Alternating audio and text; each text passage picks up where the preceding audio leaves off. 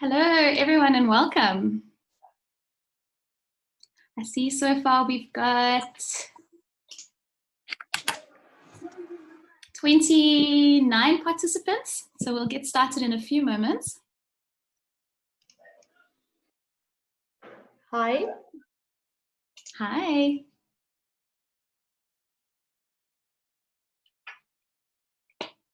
All right. Okay, let's get started. I'll just do a little bit of a brief introduction.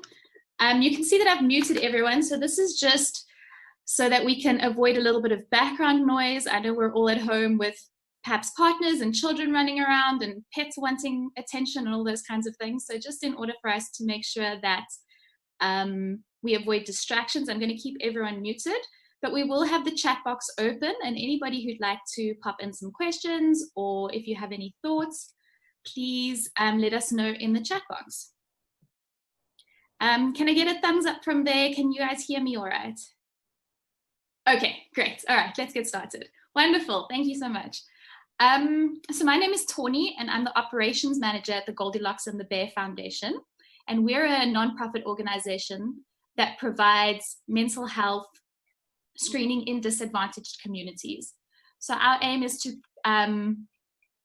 to provide screening and to ensure that children are able to reach their full potential by removing mental health barriers to education. So we are a small team, entirely self-funded, and we have a wonderful group of volunteers who also help us to complete our work. So apart from everyone who's joining in, we have our MD who's sitting in tonight, this afternoon, that is Deidre de Villiers, and we also have one of our team members, Claire, who's a psychometrist who will also be here.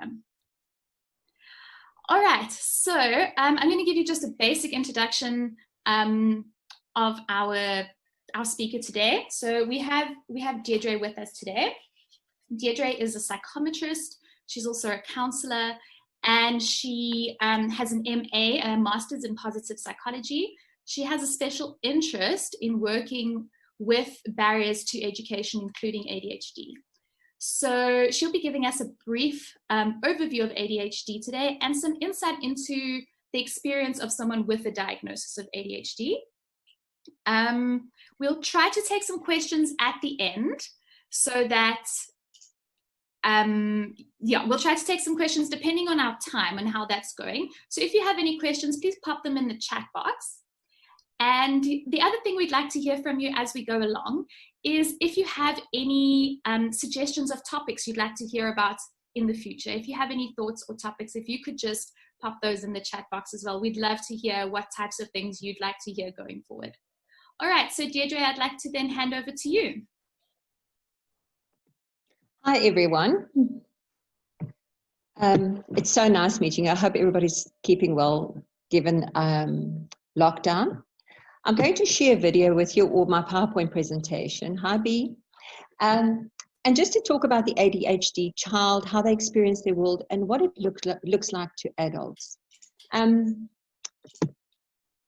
Very often, I just want to make sure I'm moving on here.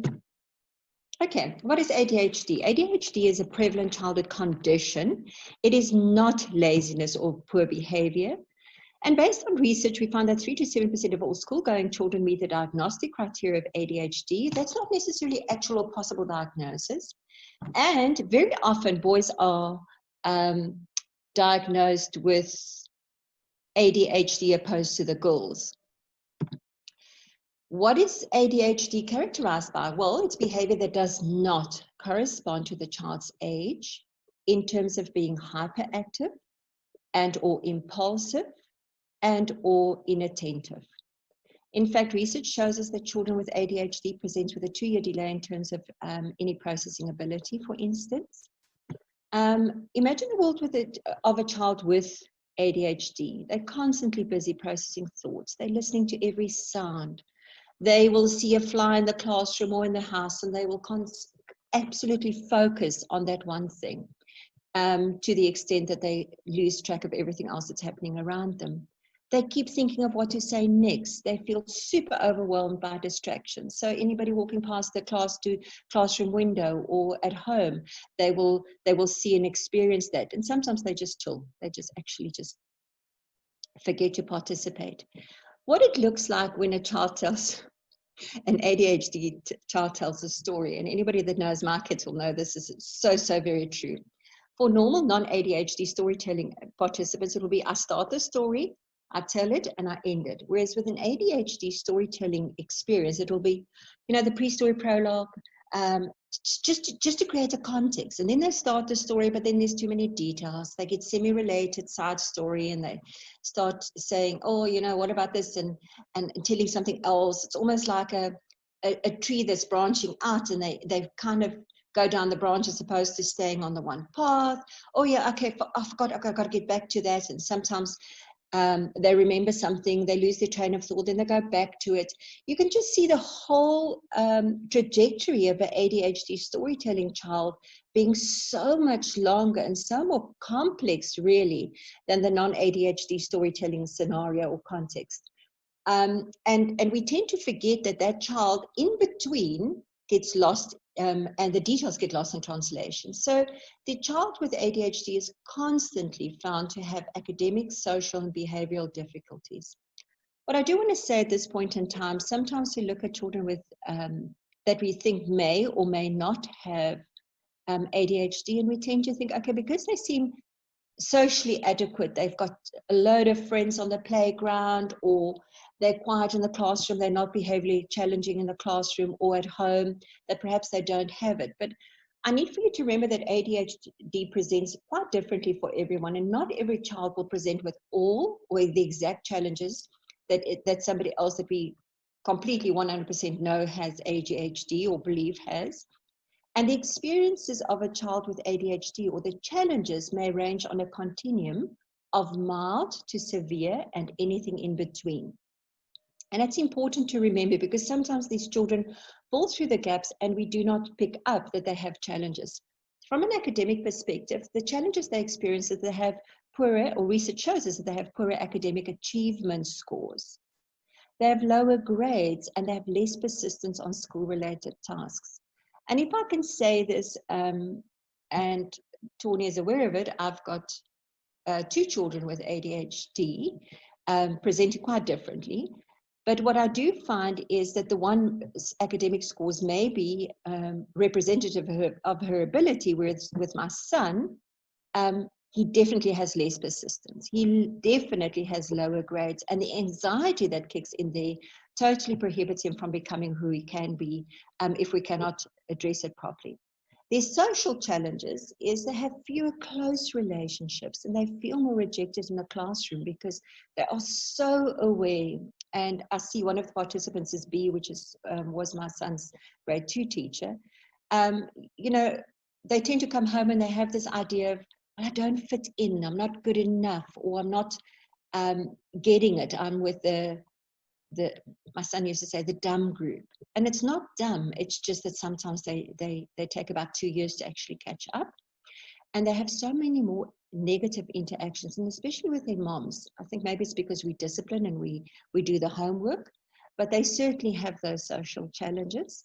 Their behavioral challenges include being very aggressive, and then, of course, non-compliance with adult instructions. Sometimes we believe non-compliance with adult instructions is because they're not listening, and sometimes it is because they don't want to. They just they're not able to control. The neuropsychological deficits, and then what I want to say is there's a lot of big words here. ADHD cannot be diagnosed by neuroimaging scans, or there's no quick fix. It's not like an MRI or something that we could actually see that this child definitely has ADHD. What it does help us with is to understand the differences in the brain structure and the way the brain copes in people with ADHD.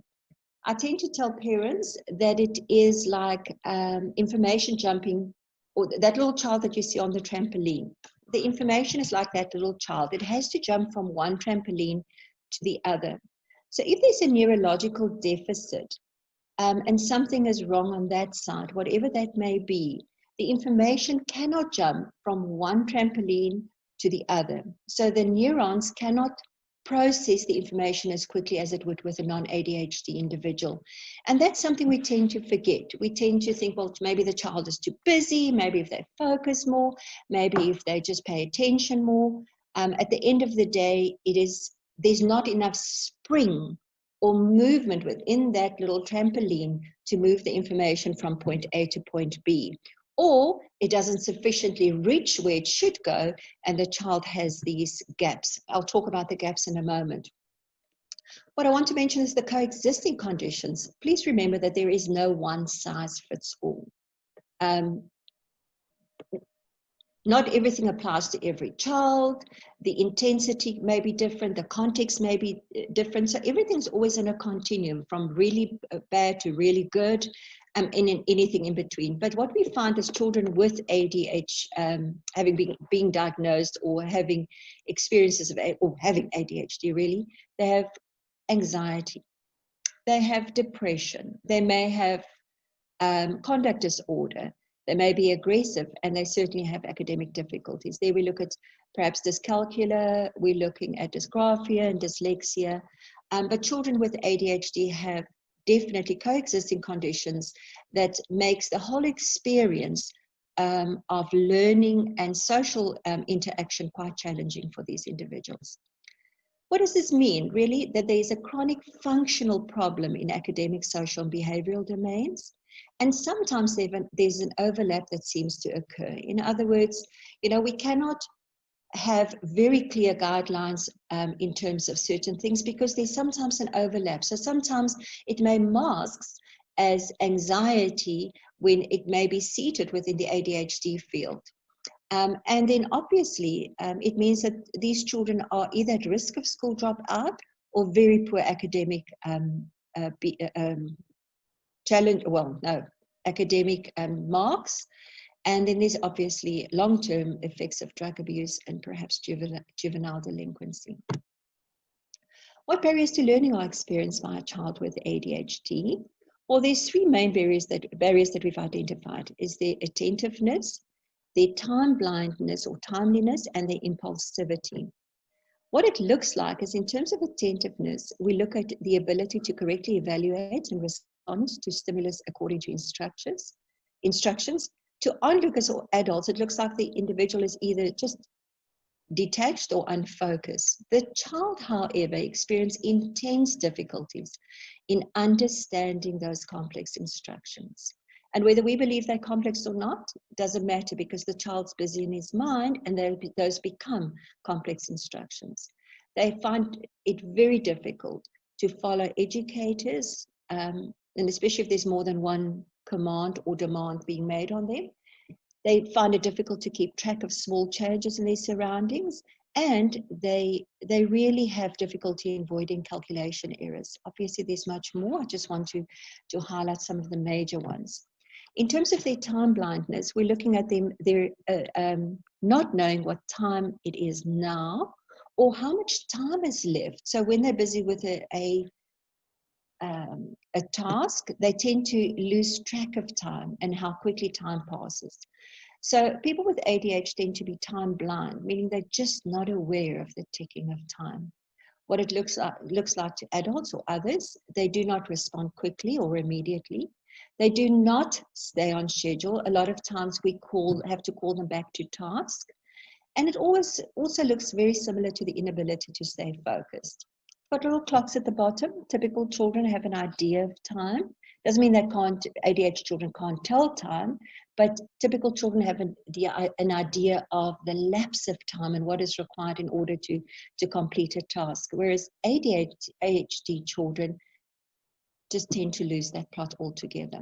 They experience it as that time gap that is formed between the input and the response. So while they're listening to the input and they're trying to process what is being said, and their response, there's that loss of or the time blindness, and they have no idea of what is happening at that point in time.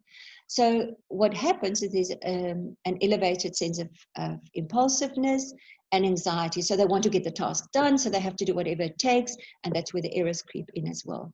Individuals find it quite difficult to keep track, and the gap increases, which means that more work may be lost, or certain contexts within a task may just be completely lost on that child. And there's also a loss of sense of continuity.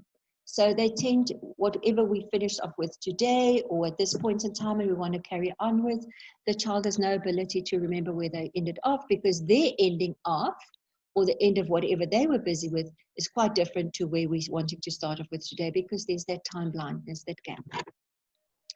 There's also an impulsivity that we find, which is the tendency to respond out of bounds. What it looks like to us is the child acts without considering the possible outcomes of behavior.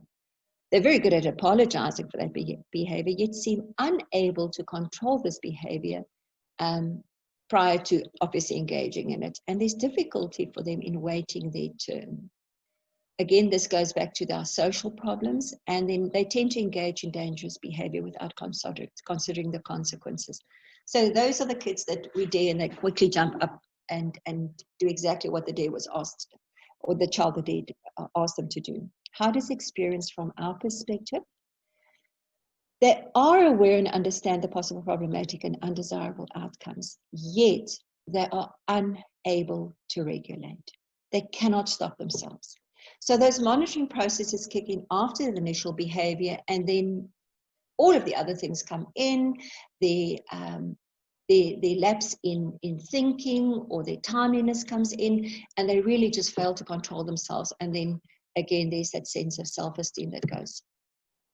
The hyperreactivity we find is also something that's come up. What it looks like is there's that constant, uncontrolled movement. They're over-talking. They talk and they talk. They tell that story in detail over and over again. They interrupt. They really, really have difficulty in waiting their turn, and there's excessive responses. And sometimes they go off on a tangent and they keep going. How does experience, however, it is a movement before thought.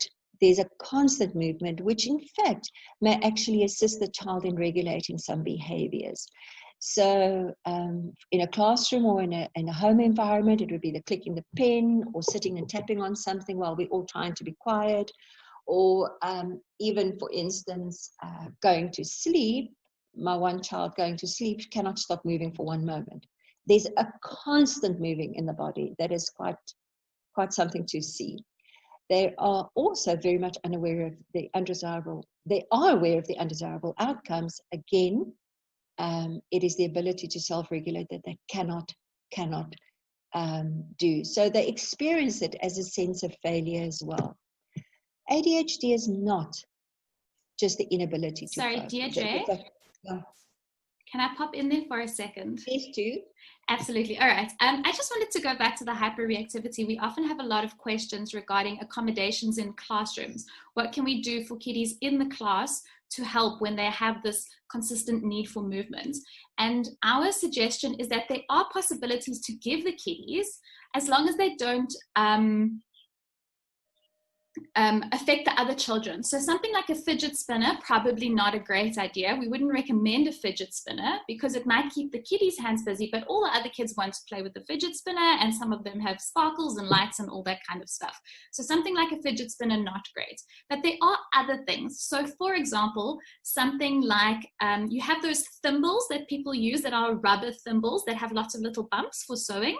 Those are a great little a trick that a kiddie can put on their thumb, and then they can just fiddle with it under their desk. That way it doesn't draw attention to them. No one needs to know, especially the older children. They don't want something that everybody can see. So they can put something on their finger to just fiddle with, or an elastic band between their thumb and their forefinger to fiddle. And sometimes with the younger children, what they like to do is put a big band, like a one of those ones that you use for exercising, around the feet of the chair, and then they can bounce their feet on that. It is also just important to note that this shouldn't be a reactive behavior. So you won't ask the teacher to give it to the child if they're reacting, because we don't want the child to act out in order to get an accommodation. So it would be something that the child always has with them, and if they feel like they need something to regulate, that they would then be able to use. Yeah, so that was just something I wanted to add, because that's a question we often get. All right, sorry Deirdre, thanks, back to you.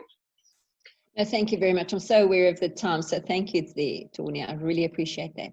So let's have a look. ADHD is not that the child's not focused, lazy, and it definitely is real. So we tend to say it's not real.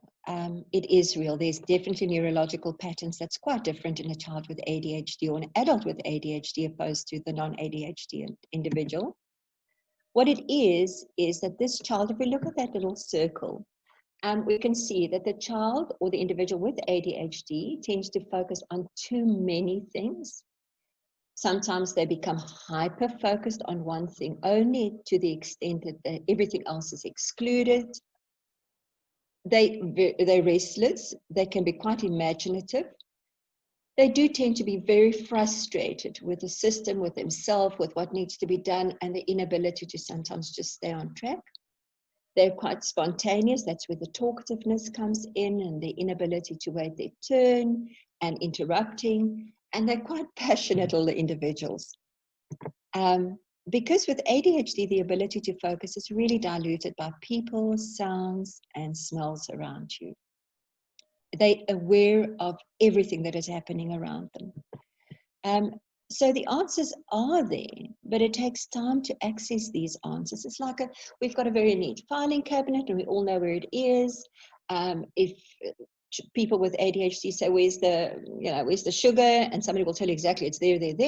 A child with ADHD on their way to finding what they need to in terms of their thoughts, they get distracted by ideas or things that needs to be done, or the fly that's in the classroom or that's in the room, or the dog that's barking. So they tend to get distracted, and it's not because they don't have it, it's just literally because it is not as neatly organized and easily accessible as it would be to somebody that does not have ADHD. So ADHD children tend to struggle with the ability to sit still, their time management, that's the time blindness, their shorter memory, and the ability to prioritize. They really, really struggle with that, because even though they know that their schoolwork must be completed or mommy or daddy asked them to do something, they really do get lost between here and there. And they have generally difficulty with sleep. So they may be physically exhausted, but they're so mentally wired that it is very, very difficult for them to calm down to the extent they can just fall asleep. So what can be done to help? So here we can look at a child with ADHD has that kind of brain that you see on the left-hand side. It's just squiggles and movement and constant thinking and processing and ideas, and they can be very, very creative. Routine helps them to actually box certain things. And as it is, it's very, very difficult for them to understand it. So if we can help them by creating a very set routine, it helps them to move from one to the other.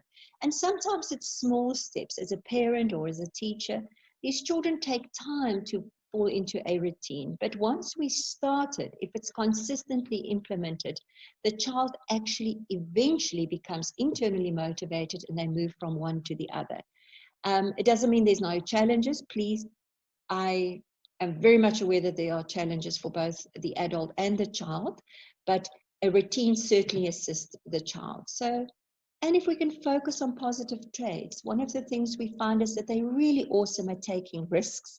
They're awesome at problem solving. Give them something with Lego and they can build something absolutely fantastic, generally speaking. They can adapt to change quite easily.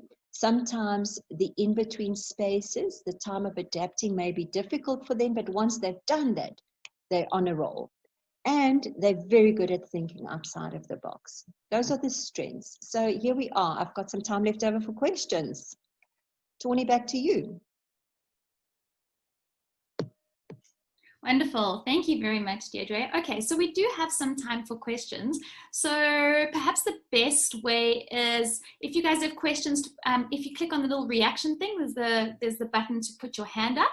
Perhaps we can ask that way, because we do have a bit more time than I anticipated.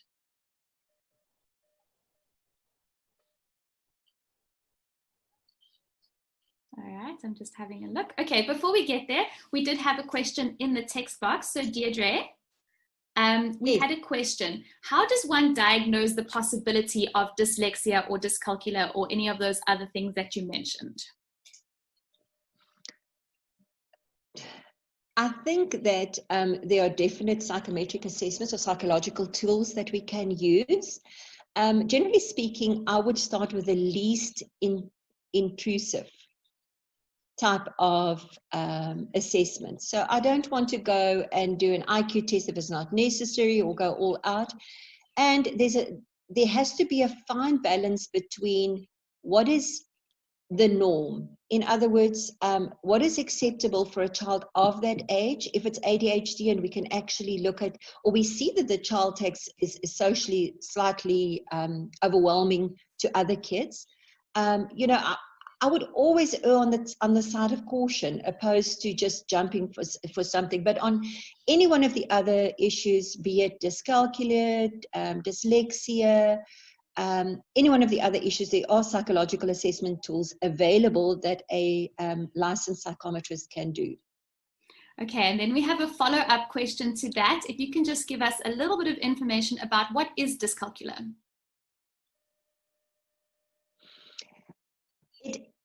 It refers to the child's inability to really, at the end of the day, in layman's language, grasp certain mathematical concepts. So saying that like that makes it sound so easy, but it's really that they lose track. They just cannot do it. And they find it very difficult. And perhaps if I look at a child with ADHD, because of the busyness in their brain, they cannot do it. So it's the inability to grasp mathematical concepts, or the difficulty in grasping mathematical concepts. Does that answer the question? Yes, I think it does. So it's almost like dyslexia, but for maths. So it's a processing problem, but it refers to maths more than reading or writing. Yep. Okay, then we have another question. Any ideas on motivating teens with ADHD for schoolwork?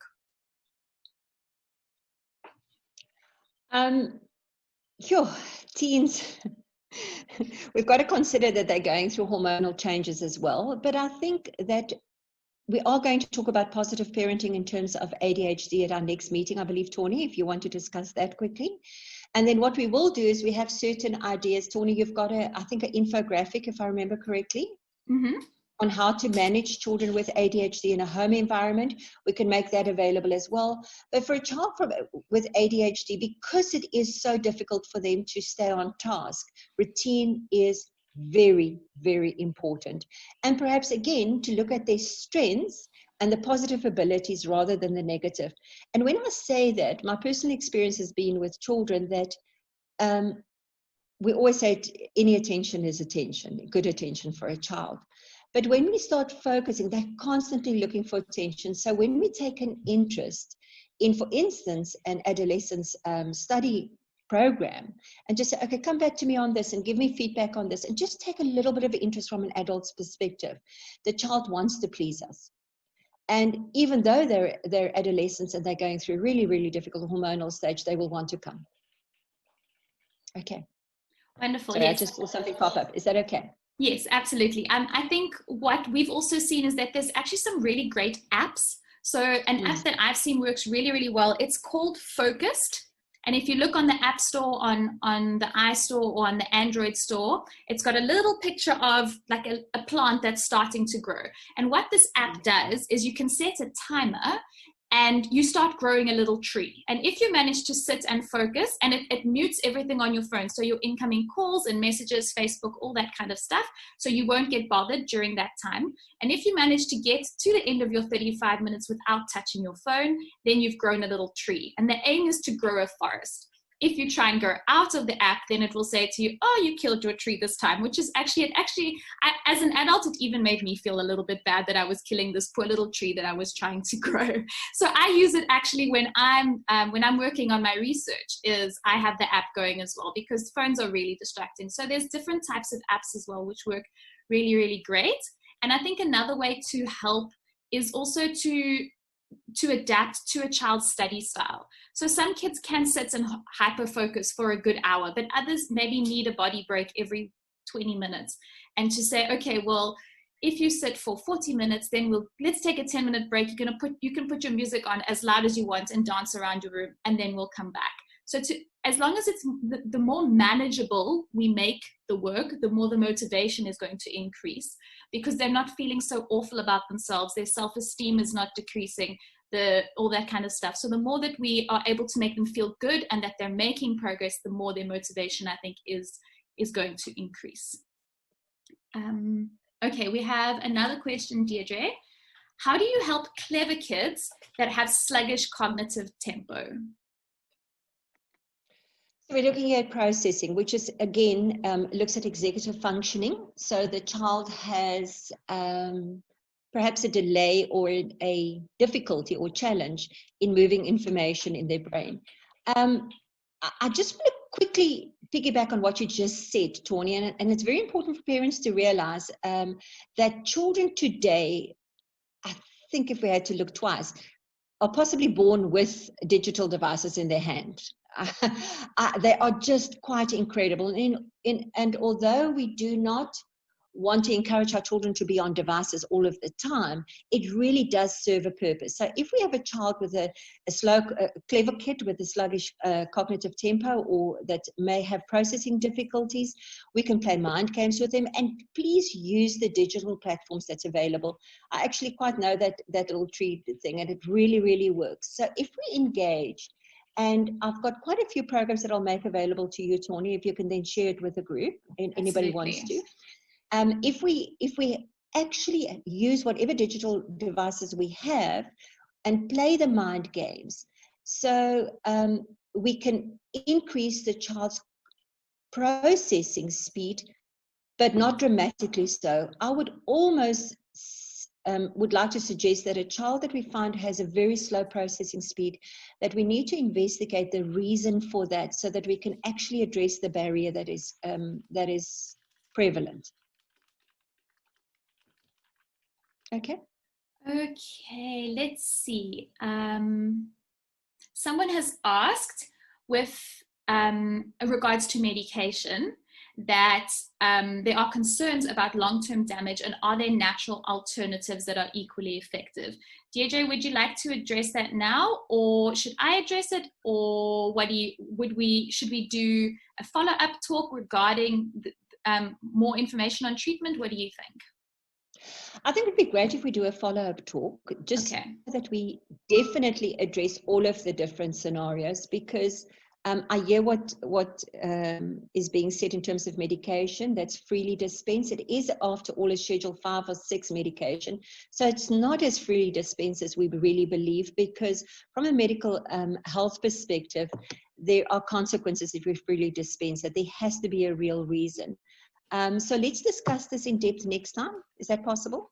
Yes, absolutely. I think that would be a good idea. I think the medication is quite an in-depth topic. There's lots of questions. There's, so I think perhaps that needs to be a separate talk. Otherwise, if someone would like to just send me a private email, then I can perhaps send some resources as well. Okay, we are getting to the end of the time. I just wanted to also say the Goldilocks and the Bear Foundation has launched a book, which we wrote last year. The book is called All of These Things Is Important to Me. And it's actually the story of a South African girl called Z and her experience of having ADHD. It's written in rhyme, so it's very accessible to younger children. And it's written in 5 languages: English, Afrikaans, Xhosa, Zulu, and Sotho. And it just tells the story of her day, getting to school using public transport, the fact that she gets moaned at a lot about by teachers, and just trying to explain to children that there's nothing wrong with their brains are just a little bit different. So we're very proud of the book, and it is available for sale on our website. I'll put the link in our chat. Yes, and those will be, as soon as lockdown is over, as soon as we're able to return to work, then those books can be sent out. We've sold, and all the proceeds from that book goes towards us being able to help the children in the communities. Oh, shucks, I see there was a question that I missed. Let me go back to that quickly before we end off. Let me just have a look. It was right here at the top. Okay, Deirdre, are there any suggestions that we can make in a school context for time accommodations with completing tests and assignments, etc.?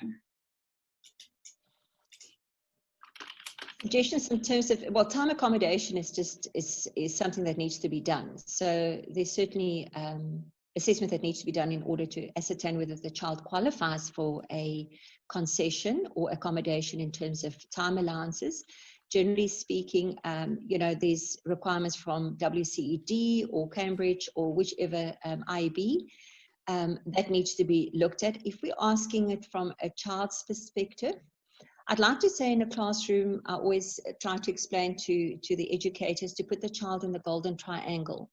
So if a child is easily distracted by visual content, then we try and move the child away from windows and so that they can actually focus on their work. Because what happens is, again, the child loses focus, but because they get distracted by different things. So if we're looking at a timeliness in terms of accommodation, there are certain criteria that needs to be met, and that a psychometrist or psychologist will be able to assist you with. In terms of just practical perhaps ideas, it would be to move the child, if the child is primarily visually distracted, then we move them away from windows. We try and put them in front of the class so they don't see every other child move. We try and keep their desks tidy and organized, and that's also something that they need to learn. Please, it's very important for us to actually empower the child, not just enable them. So we need to teach them how to take care of their environment. But from a accommodation perspective, unfortunately, it is a process that needs to be taken care of from a professional perspective. Okay. All right, I'm going to finish off. So Deirdre will be sending me the links for those apps, which we think are very useful. And she's also made available a schedule, which she thinks works quite well. So I'll be sending up a follow-up email to everyone who attended with those resources.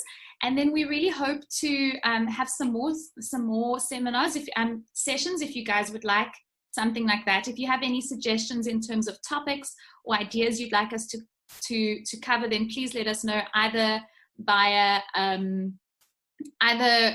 text. I'll pop the number up here. It's also on our Facebook, or via email. And if you have any questions, just let us know.